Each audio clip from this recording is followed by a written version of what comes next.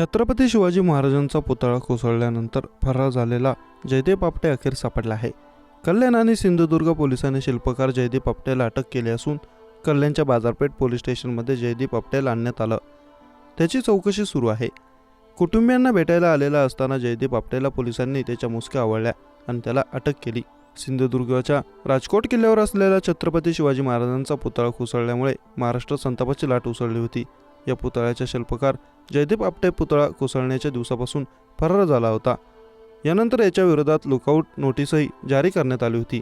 आज अखेर तो कल्याणमध्ये पोलिसांना सापडला. पोलिसांनी त्याला अटक करून कल्याण पोलीस स्टेशनमध्ये आणण्यात आला आहे.